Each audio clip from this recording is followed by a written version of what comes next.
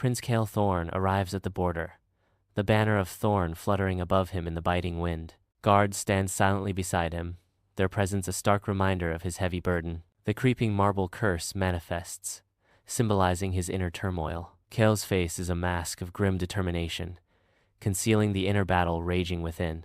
The royal road stretches out before him, a path laden with destiny and despair. The shadow of the moon summit dominates the valley, an oppressive omen looming overhead. Jagged spires pierce the sky, skeletal remains of a forgotten deity. The red moon hangs low, a bloated wound bleeding through the clouds. The valley stretches out, a desolate expanse that fills me with dread. A sense of foreboding settles as I realize what awaits me in this forsaken place. Kael approaches the summit gates, his arrival unnoticed, his presence unannounced. He moves with purpose, each step deliberate, each entrance a silent declaration of intent. The guards remain still, their silence amplifying Kael's preference for discretion over fanfare. In this world, silence speaks louder than diplomacy, and Kael understands its power. In the grand hall, whispers echo among courtiers adorned with jewels, as anticipation hangs heavy in the air. The hall is carved from dark quartz and froststone, illuminated by floating sconces. Incantation dust fills the air. Kael stands amidst the throng, his gaze unwavering. He remains unfazed by the whispers and expectations swirling around him. In the great hall, Chancellor Morian stands tall, radiating authority. Seren Vale stands beside him, her plain robes hinting at a life of scholarship. Ink stains mark her attire, a testament to her dedication. Her eyes are sharp, missing nothing in the vast hall. Her face is unfamiliar, a new presence in the established order. Together, Morian and Vale present a united front. In the grand hall, Kael watches Seren, who, though not of noble birth, carries herself with unexpected poise. Seren stands tall, holding the treaty scroll as if it were her birthright. Her hands remain steady, her gaze unwavering. Seren shows no sign of fear. Kael's intrigue deepens as he observes Seren's unexpected strength and resolve. In the grand expanse of the great hall, Kael surveys the assembled dignitaries, a silent question hanging in the air. Kael's voice cuts through the silence. Where is the emissary? The Chancellor steps forward, his face etched with apology, his words heavy with regret. The Chancellor announces, the emissary is unable to attend. May I present Seren Vale, the royal scribe, who will assist you. Kael's brow lifts slightly, his intense gaze piercing through Seren. The great hall is bathed in a light, emphasizing the gravity of the moment. Chancellor's voice echoes in the hall. She has studied the accord for over a decade. We trust her to interpret its demands. Seren stands silently, the weight of expectation heavy on her shoulders. The intricate details of the hall serve as a silent witness to the unfolding drama. The great hall echoes with the resonance of crystal. Light dances across the walls, a symphony of refractions. Kael's voice cuts through the shimmering air. I don't need interpretation. I need legitimacy. His demand for legitimacy hangs heavy in the crystalline hall. The crystalline structure seems to amplify Kael's words, each syllable resonating with power. Seren Vale's resolute stance fills the great hall, her defiance cutting through the air. Her voice echoes, each word a precise strike against the unspoken tension. Then you should have arrived yesterday. Seren's voice rings out, challenging the silence. When your signature would have mattered, she finishes, the finality of her words hanging heavy. The great hall seems to hold its breath, awaiting the response to Seren's challenge. Her unyielding presence dominates the space, a beacon of defiance in the heart of power. In the great hall, whispers weave through the air, carrying curiosity and judgment as the crowd eyes Seren. Kael studies Seren, his gaze drawn to the ink stains on her fingertips and the sharp curve of her mouth. Seren remains composed, her unwavering confidence a stark contrast to the opulent surroundings. She stands firm, as if the very floor would not dare crack beneath her feet. Her presence challenges the hall's grandeur, her youth and resolve creating a palpable tension. In the grand hall, Kael stands tall, his face betraying a flicker of displeasure. Seren strides confidently into the hall, the vastness of the space dwarfing her figure. Seren clutches a treaty scroll, the weight of its message palpable in her grip. The air crackles with unspoken tension as their eyes meet across the distance. Kael's voice cuts through the silence. You presume much, Seren retorts sharply.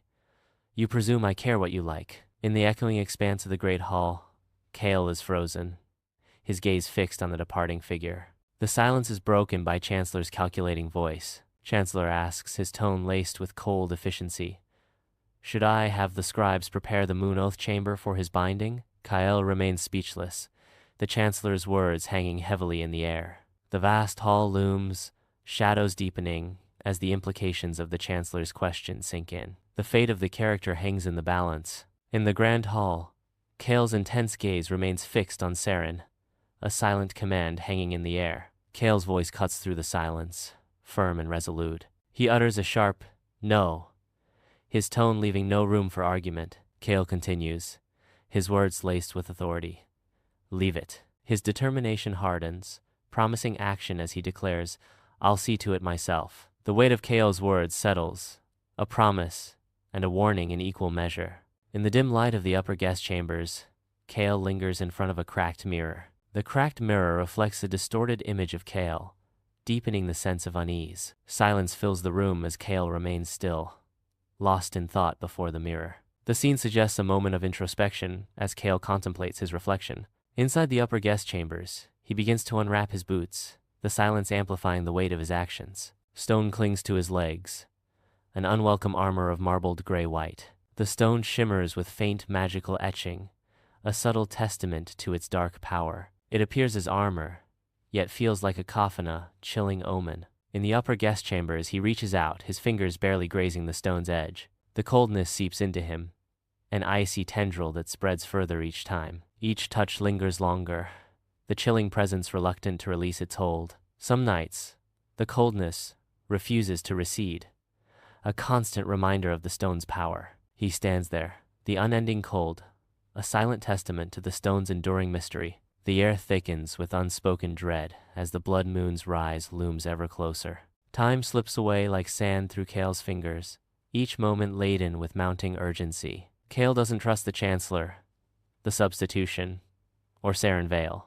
Paranoia coils around him as Kyle questions the loyalty of those closest. In the upper guest chambers, Kale's intense gaze is locked on Saren across the room. His face, an unreadable mask, barely conceals the determination and suspicion churning within. He steels himself, resolving to watch Saren with unwavering vigilance. Kale's inner voice echoes with grim resolve.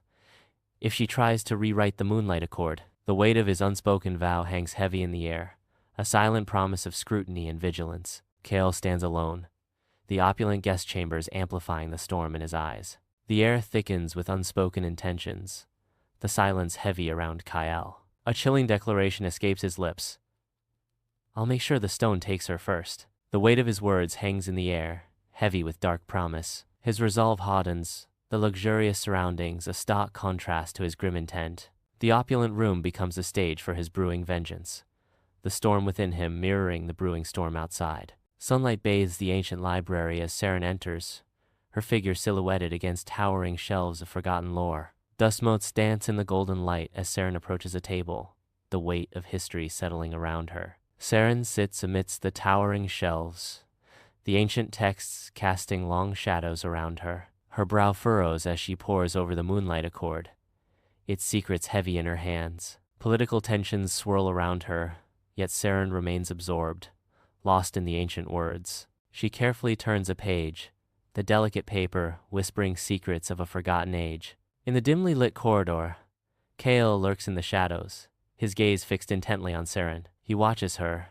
every movement scrutinized, every gesture analyzed, as he attempts to unravel the mystery of her intentions. The marble lodged in his leg throbs with a persistent, dull ache, a constant reminder of past battles and present dangers. Saren moves with purpose, unaware of the eyes that follow her every step. Kale remains hidden, a silent observer in the night, his presence a secret known only to himself, and the shadows that conceal him. The Moon Oath chamber awaits, silent and still, ready for the binding ceremony. Kale enters the chamber, his face a mask of grim determination, the weight of destiny heavy on his shoulders. His eyes scan the room, a desperate search for Saren etched on his face. The air thickens with anticipation as he looks around the chamber, seeking her presence. In the solemn Moon Oath chamber, Saren's footsteps echo softly, breaking the silence. They clutch the treaty scroll, its importance weighing heavily in their hands. Their grip tightens, knuckles white as they approach their destination. Eyes meet across the chamber, locking in a silent challenge. A spark of defiance ignites, a promise of resistance unspoken. The air crackles with unspoken resolve, hanging heavy with destiny. Inside the Moon Oath chamber, Kale prepares himself, knowing every glance and word could shift the balance of fate. He focuses intently on Saren, aware their meeting holds the power to either secure the treaty or shatter it completely. Kyle's awareness heightens, understanding that the destiny of the treaty and his own future hang precariously in the balance. He steels himself, ready to navigate the treacherous currents of diplomacy and personal stakes.